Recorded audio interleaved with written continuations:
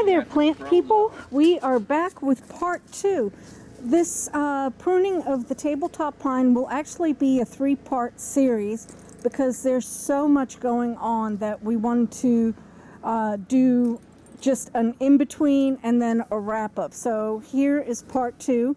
Here's Peter. He's supervising as Andy is up in the tree.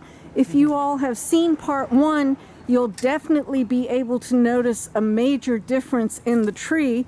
Here is some of what's come off, and then another part is on this truck.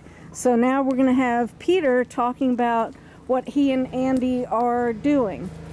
Well, basically making it thin so we get some sunlight coming down through, and that was the main objective. It was just, the tree was just too heavy, and we get a big snowstorm. It might have broken out a lot of the stuff, but now it's air can go through it, the tree can breathe, and I feel comfortable with the tree being like this because now it can really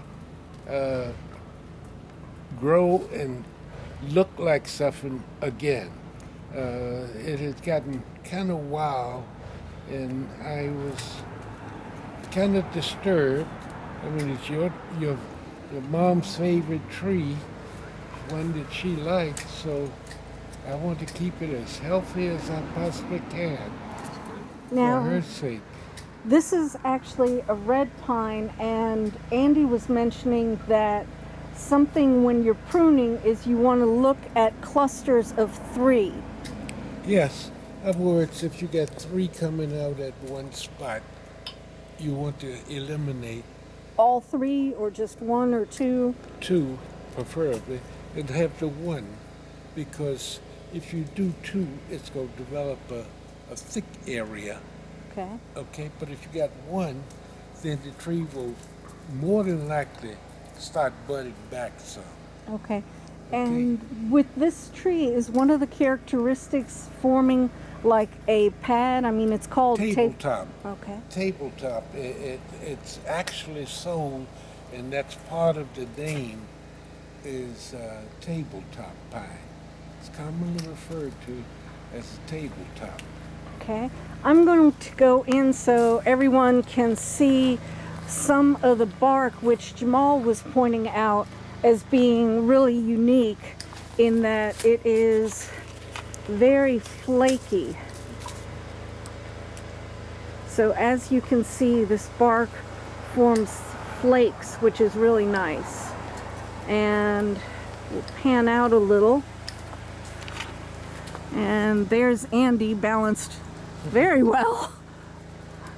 Andy, do you have any thoughts on this? Well, I'm still just trying to get a lot of the 3s out. We started by removing the large branches to really just not waste time pruning the smaller stuff on the ones we're going to take out, any large ones that were crossing or we're going to cause swelling. And then now I'm really going through and kind of just cleaning up the smaller stuff and bringing in anything that's, I don't know if you could see this from up here, but there's 4 options that we can go, and I'm always taking out the stronger option and then reducing to 2, so from 4 to 2, and then sometimes I'll even bring in these tips just to keep pushing energy back because a lot of the interior was lost due to lack of sun. Okay, so that's why you take the strongest branch out to bring energy back into the tree. Yeah, to the weaker branches that are nicer and will give better taper over time. Okay, and great. Shorten as well. Great. Well, thank you so much. Again, this is just a quick video. There's still a fair amount to be done as far as thinning out. If you can see here, this is more of an example of what has already been thinned out, and you can see all the light that is now here. And we'll be back with part 3 in just a little bit. Thank you so much for watching Pete's Plants, and go grow plants.